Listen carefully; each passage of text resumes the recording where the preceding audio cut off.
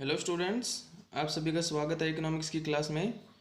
और हमारा चैप्टर चल रहा है मेथड ऑफ डाटा कलेक्शन। तो डाटा कलेक्शन के जो मेथड हैं वो हमने प्रीवियस लेक्चर में स्टार्ट किए थे। तो उसमें हमने दो मेथड जो प्रीवियस लेक्चर में किए थे, तो एक तो मेथड था डायरेक्ट पर्सनल इन्वेस्टिगेशन और दूसरा जो मेथड था वो था इनडायरेक्ट ओरल इन्वेस्टिगेशन। तो ये दो मेथड हमने किए थे डाटा कलेक्शन के। ये दोनों मेथड थे प्राइमरी डाटा को कलेक्ट करने के। तो इसके साथ क्या है, इनके अलावा और भी जो मेथड हैं डाटा कलेक्शन के प्राइमरी डाटा को कलेक्ट करने के, तो उनके बारे में आज हम बात करते हैं। तो थर्ड मेथड जो है वहाँ से शुरू करते हैं। अगला मेथड शुरू करने से पहले सबसे पहले हम बात करते हैं डायरेक्ट पर्सनल इन्वेस्टिगेशन और इनडायरेक्ट ओरल इन्वेस्टिगेशन के अंदर क्या डिफरेंस है। तो सबसे पहले इसमें जो पॉइंट दे रखा है, फर्स्ट पॉइंट है डायरेक्ट पर्सनल इन्वेस्टिगेशन जो होता है उसमें जो भी इंफॉर्मेशन देने वाला पर्सन होता है उससे हम क्या है डायरेक्टली कांटेक्ट जो है वो क्रिएट कर सकते हैं। लेकिन जो इनडायरेक्ट इन्वेस्टिगेशन जो होता है उसमें हम क्या है डायरेक्ट कांटेक्ट नहीं कर सकते, बल्कि क्या है उसके फ्रेंड से या रिलेटिव से क्या है उसके बारे में इंफॉर्मेशन कलेक्ट करते हैं। दूसरा पॉइंट इसमें दिया हुआ है कि डायरेक्ट पर्सनल इन्वेस्टिगेशन उस टाइम यूज़ किया जा सकता है जब क्या है इन्वेस्टिगेशन का जो एरिया है, ठीक है, वो क्या हो, छोटा क्षेत्र हो, स्मॉल एरिया हो। और इनडायरेक्ट ओरल इन्वेस्टिगेशन को यूज़ तब करते हैं जब हमने क्या है बड़े एरिया के अंदर, बड़े क्षेत्र के अंदर इन्फॉर्मेशन कलेक्ट करनी हो। थर्ड पॉइंट इसमें दे रखा है कि डायरेक्ट पर्सनल इन्वेस्टिगेशन में क्या होता है कि जो एनुमरेटर होता है वो डायरेक्टली उस पर्सन के पास जाता है और उससे इन्फॉर्मेशन कलेक्ट करता है। इसलिए इन्फॉर्मेशन देने वाले की क्या है लैंग्वेज के बारे में, ठीक है, उसके कल्चर के बारे में क्या है उसको क्या है पूरी नॉलेज जो है वो होनी चाहिए, ठीक है। लेकिन क्या है इनडायरेक्ट इन्वेस्टिगेशन जो है ओरल इन्वेस्टिगेशन है उसमें ऐसा ज़रूरी नहीं है। फोर्थ पॉइंट जो दे रखा है, कहता है कि डायरेक्ट पर्सनल इन्वेस्टिगेशन जो मेथड है वो क्या है बहुत ही कॉस्टली मेथड है, बहुत टाइम भी लगता है इसमें और इसके साथ साथ पैसा भी बहुत लगता है। लेकिन जो इनडायरेक्ट ओरल इन्वेस्टिगेशन है वो क्या है सस्ती और चीपेस्ट जो टेक्निक है। अगला मेथड है प्राइमरी डाटा को कलेक्ट करने का information from local source and और कोरस्पोंडेंट।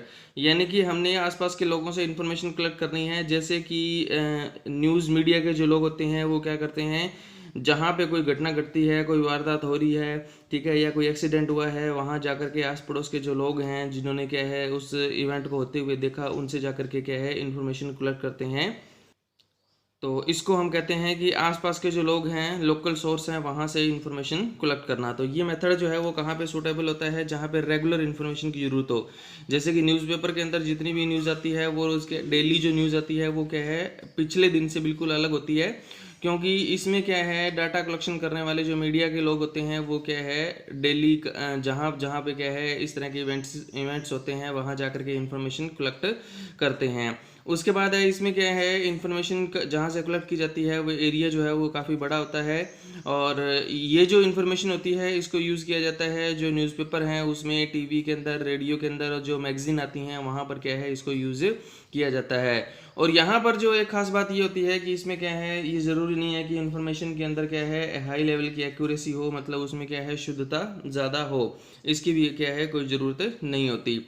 इस मेथड के मेरिट और डीमेरिट कौन कौन से हैं, तो सबसे पहले हम बात करते हैं मेरिट के बारे में। तो फर्स्ट पॉइंट मेरिट का दे रखा है इकोनॉमिकल, यानी कि इसमें टाइम की जो सेविंग ज़्यादा होती है और कॉस्ट भी क्या है इसमें ज़्यादा नहीं लगती, ठीक है, और मेहनत भी क्या है ज़्यादा नहीं करनी पड़ती। दूसरा जो पॉइंट इसका दे रखा है वाइड कवरेज, यानी कि ये जो मेथड है ये क्या करता है बड़ा एरिया जो है वो कवर करता है, ठीक है, और दूर दूर से इन्फॉर्मेशन, जैसे कि न्यूज़पेपर में क्या है लोकल इन्फॉर्मेशन भी होती है, नेशनल लेवल की, स्टेट लेवल की और इंटरनेशनल लेवल की, ठीक है, सारी इन्फॉर्मेशन इसमें होती है। उसके बाद अगला पॉइंट जो दे रखा है, तीसरा पॉइंट कहता है कि इसमें कंटिन्यूटी इन्फॉर्मेशन जो होना ज़रूरी है, मतलब रेगुलर इन्फॉर्मेशन कलेक्ट करना ज़रूरी है। हम कल की इन्फॉर्मेशन जो है आज के न्यूज़पेपर में क्या है नहीं दिखा सकते, या परसों वाली जो है वो क्या है आज नहीं दिखा सकते, या कोई भी इन्फॉर्मेशन को रोज़ रोज़ क्या है एक इन्फॉर्मेशन नहीं दिखा सकते। उसके बाद आता है सुटेबल फॉर स्पेशल पर्पज़। ये कुछ स्पेशल पर्पज़ में क्या है यूज़ की जाती है।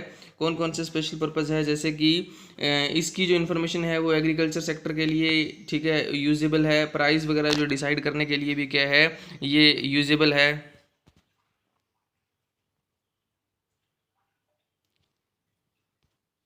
उसके बाद हम बात करते हैं इसके डीमेरिट क्या क्या हैं। तो पहला पॉइंट इसमें दे रखा है लॉस ऑफ ओरिजिनलिटी, यानी कि ओरिजिनल इन्फॉर्मेशन क्या है ये नहीं होती जो भी हम इन्फॉर्मेशन कलेक्ट कर रहे हैं, क्योंकि डायरेक्टली उस पर्सन से इन्फॉर्मेशन कलेक्ट नहीं की जाती।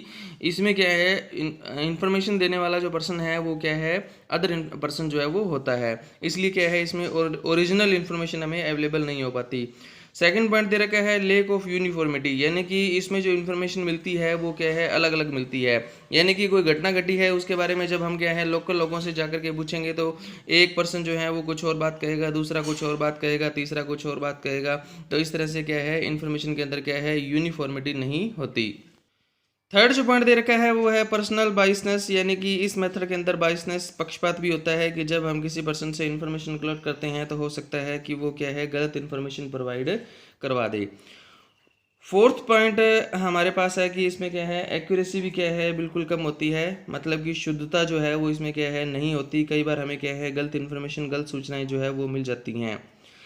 डाटा का कलेक्शन करने में भी क्या है देरी हो सकती है कि जहां पर घटना घट रही है, अगर न्यूज़ रिपोर्टर क्या है वहां पर टाइम पर नहीं पहुंचेंगे तो क्या है जो इन्फॉर्मेशन जो है वो क्या है उसमें कलेक्ट करने में क्या है डिले हो सकती है। अगला जो मेथड है हमारे पास वो आता है information through questionnaires and schedule, यानी कि क्वेश्चनरी और शेड्यूल से भी हम क्या है प्रश्नावली और अनुसूची के माध्यम से भी क्या है हम इन्फॉर्मेशन जो है वो इकट्ठा कर सकते हैं। क्वेश्चनरीज का मतलब क्या होता है कि जब हमने इन्फॉर्मेशन कलेक्ट करनी हो तो हम क्या है एक एक पेज पे क्या है कुछ क्वेश्चंस तैयार करेंगे।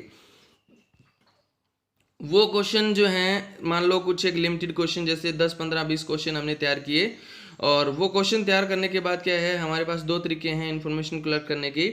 एक तो क्या है जो क्वेश्चन हमने पेज पे तैयार किए हैं वो हमने क्या है जिन जिन लोगों से इन्फॉर्मेशन चाहिए उनको क्या है डाक के द्वारा क्या है भेज देंगे, मेल के थ्रू क्या है भेज देंगे। और दूसरा मेथड ये है कि हम मेल के थ्रू ना भेज करके हम क्या है डायरेक्टली उन लोगों के पास जाएं और उनसे क्वेश्चन पूछ करके और क्या है उनकी आंसर जो है वो उसमें फिलअप करें। तो दो तरीके हमारे पास होते हैं।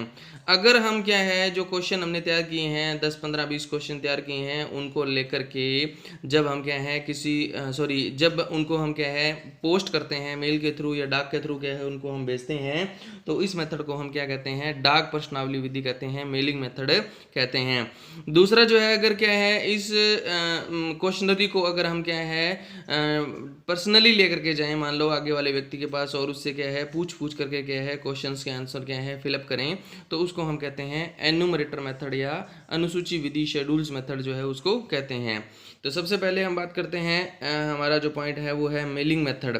मेलिंग मेथड यानी कि डाक विधि। इसमें क्या होता है कि जिन जिन लोगों से हमने इन्फॉर्मेशन कलेक्ट करनी होती है उन लोगों के पास हम पर्सनली ना जा करके हम क्या करते हैं हमारी जो क्वेश्चनरीज होती है उसको हम तैयार करके और उस पर्सन के पास क्या है भेज देते हैं, और वो पर्सन क्या करता है उसमें जो क्वेश्चन लिखे होते हैं उन सभी के आंसर क्या है भरता है, ठीक है, वो आंसर लिखता है और आंसर लिख करके हमारे पास क्या है वापस भेज देता है। अब ये सूटेबल कहाँ है, ये जब हम रिसर्च का काम करते हैं तो वहाँ पर क्या है बड़ी सूटेबल है, जो पीएचडी करते हैं एमफिल करते हैं तो वहाँ पर क्या है बहुत सूटेबल है, तो रिसर्च के काम में क्या है ये सूटेबल है। उसके बाद है कि इस मेथड का यूज़ तभी कर सकते हैं जब आगे वाला व्यक्ति जो है वो क्या हो पढ़ा लिखा हो बिल्कुल, ठीक है, और उसको क्या है अच्छी शिक्षित हो और उसको जानकारी हो, तभी क्या है क्वेश्चनरी भेजने का बेनिफिट हमें मिलता है। अगर हम अनपढ़ व्यक्ति के पास क्या है क्वेश्चनरी या क्वेश्चन लिख करके भेजेंगे तो वो उनको पढ़ नहीं पाएगा और उनके आंसर जो है वो नहीं दे पाएगा। उसके बाद हम बात करते हैं इसके मेरिट्स क्या क्या हैं। तो मेरिट्स में पहला पॉइंट है इकोनॉमिकल, कि ये जो मेथड है ये क्या है बहुत ही इकोनॉमिकल है, यानी कि बहुत ही सस्ता मेथड है।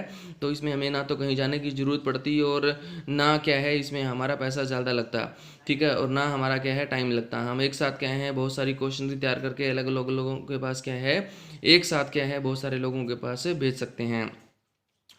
उसके बाद हमारे पास पॉइंट जो दे रखा है सेकंड पॉइंट है वो क्या कहता है ओरिजिनल। इसमें इन्फॉर्मेशन ओरिजिनल, देखो ओरिजिनल इन्फॉर्मेशन कौन सी होती है जो जिस व्यक्ति से चाहिए उसी व्यक्ति से मिलती है। तो हम क्या करते हैं इसमें क्वेश्चन तैयार करके हम क्या है उसी व्यक्ति के पास भेजेंगे जिस व्यक्ति से हमने क्या है इन्फॉर्मेशन लेनी है, इसलिए इन्फॉर्मेशन जो होती है इसमें वो क्या रहती है ओरिजिनल रहती है। नेक्स्ट थर्ड पॉइंट आता है वो आता है हमारा वाइड कवरेज, यानी कि बड़ा एरिया कवर हो जाता है, हम पूरे जिला स्तर पे या पूरा क्या है स्टेट लेवल पे क्या है अलग अलग लोगों के पास क्या है एक साथ क्वेश्चनरी जो है वो भेज सकते हैं। इस मेथड के क्या क्या डिमेरिट्स हैं, तो सबसे पहले क्या है, लेक ऑफ इंटरेस्ट, कि कई बार हम क्वेश्चनरी किसी के पास भेजें, ठीक है, तो हो सकता है कि उसका उस क्वेश्चनरी में क्या है, कोई इंटरेस्ट क्रिएट ना हो, और वो क्या है, उसमें लिखे हुए क्वेश्चंस का आंसर ना दे और उसको उसको क्या है फाड़ के फेंक दे, या मान लो क्या है खाली वापस हमें क्या है भेज दे, या बिना इंटरेस्ट से क्या है वो गलत इन्फॉर्मेशन भी क्या है भेज सकता है। तो इसमें इंटरेस्ट की भी कमी रहती है। लेक ऑफ फ्लेक्सिबिलिटी, एक चीज़ इसकी कमी ये रहती है कि एक बार हमने क्वेश्चन भेज दिए तो उनको हम क्या है परिवर्तन जो है उसमें नहीं कर सकते।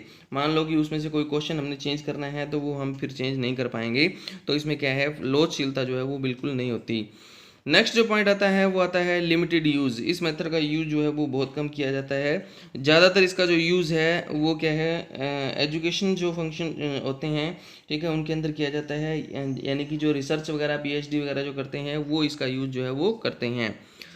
फोर्थ पॉइंट हमारा इसमें आता है वो आता है बाइसनेस, यानी कि इसमें पक्षपात जो है वो काफ़ी ज़्यादा रहता है, क्योंकि हो सकता है इन्फॉर्मेशन देने वाला क्या है इन्फॉर्मेशन को बढ़ा चढ़ा करके लिखे, अपने फ़ायदे की उसमें क्या है बातें लिखें, तो इसलिए क्या है उसमें पक्षपात होने की संभावना जो है वो क्या है ज़्यादा रहती है।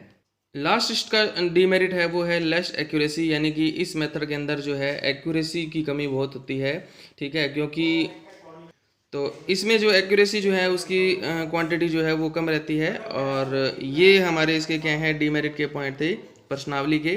तो यहाँ तक आपने करना है। अगले लेक्चर में हम करेंगे एन्यूमरेटर मेथड के बारे में।